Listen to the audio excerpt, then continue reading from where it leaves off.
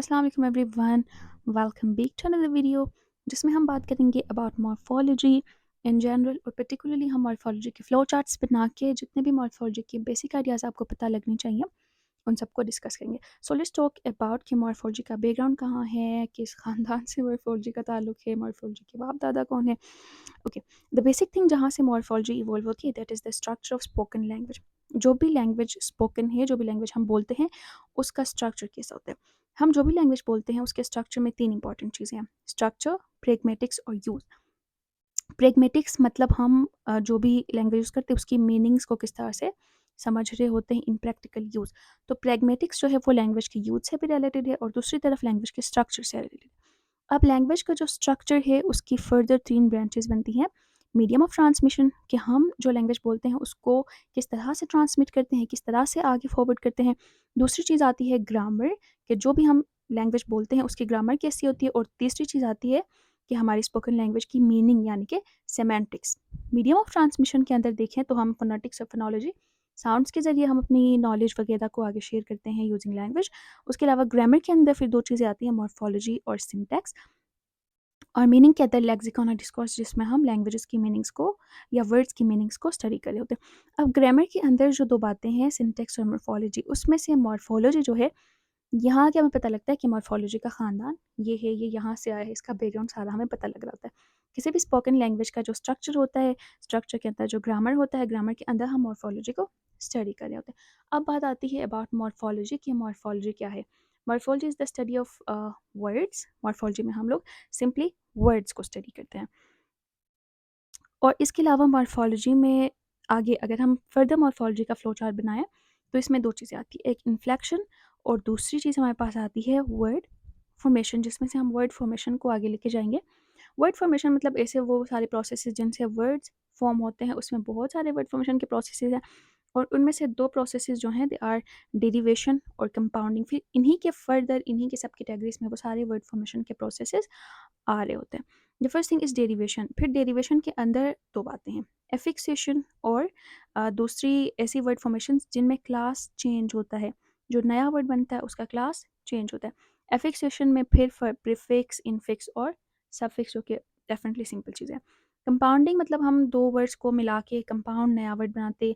ये नाउन और नाउन से भी बनता है, एडजेक्टिव और नाउन से भी बनता है, वर्ब और नाउन से भी बनता है, प्रीपोजिशन और नाउन से भी बनता है, एडजेक्टिव एंड एडजेक्टिव से भी बनता है, नाउन एंड एडजेक्टिव से भी बनता है और इसके अलावा प्रीपोजिशन और वर्ब से भी बनता है। तो मॉर्फोलॉजी के अंदर हम सिर्फ वर्ड्स को स्टडी ही नहीं करते हैं बल्कि वर्ड्स की फॉर्मेशन को भी स्टडी करते हैं कि वर्ड्स किस तरह बनते हैं, क्या-क्या चीज़ें मिलके नए वर्ड्स बनाते हैं and all this.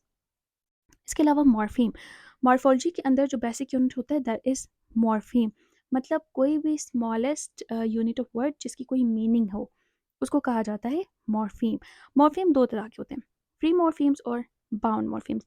Free morphemes जैसे मॉर्फीम्स होते हैं जो अकेले भी मीनिंग कंप्लीट या कंप्लीट मीनिंग अकेले भी कन्वे कर रहे होते हैं, जिनको किसी और साथ में मॉर्फीम को लगाने की ज़रूरत नहीं होती है। लेकिन बाउंड मॉर्फीम्स जैसे मॉर्फीम्स होते हैं जो कि बाउंड होते हैं, जो कि डिपेंडेंट होते हैं, जो अकेले मीनिंग कन्वे नहीं करते हैं बल्कि इनको किसी और मॉर्फीम के साथ अटैच करना पड़ता है ताकि वो मीनिंग को कन्वे करे। अब फ्री मॉर्फीम के फर्दर 2 टाइप्स हैं, लेक्सिकल और functional. Lexical morphemes open class होते हैं, इनके अंदर नए वर्ड्स की एडिशन हो सकती है। और लेक्सिकल मॉर्फीम्स ऐसे मॉर्फीम्स होते हैं जिनकी कोई मीनिंग होती है, जिनको कंटेंट वर्ड्स कहते हैं क्योंकि इनकी अपनी कोई मीनिंग होती है, जैसे कि नाउन्स, वर्ब्स, एडजेक्टिव, एडवर्ब्स, ये सारे ऐसे वर्ड्स हैं जिनकी अपनी मीनिंग है, इनको हम कहते हैं content words. For example chair, तो चेयर जो है वो एक फ्री मॉर्फीम है, इसकी अपनी मीनिंग है, ये ओपन क्लास नाउन से बिलोंग करता है। तो चेयर जो है अकेला वो हो गया लेक्सिकल मॉर्फीम। और दूसरी टाइप है फंक्शनल मॉर्फीम। फंक्शनल मॉर्फीम्स ऐसी मॉर्फीम्स होती हैं जिनकी खुद की कोई मीनिंग तो नहीं होती है, उनकी अपनी कोई मीनिंग नहीं वो कैरी कर रहे होते हैं, लेकिन इनका कोई फंक्शन होता है।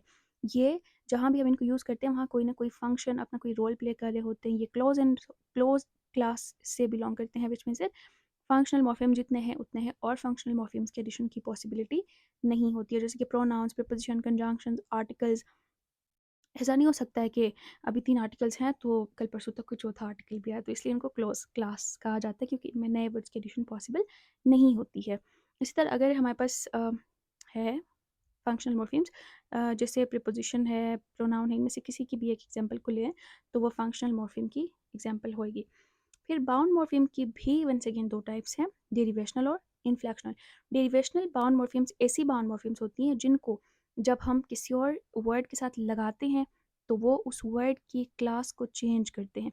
अगर वो नाउन था तो वर्ब बनाते हैं, वर्ब से नाउन, एडजेक्टिव, इस तरह से मतलब उसकी जो क्लास है उसको चेंज करते हैं।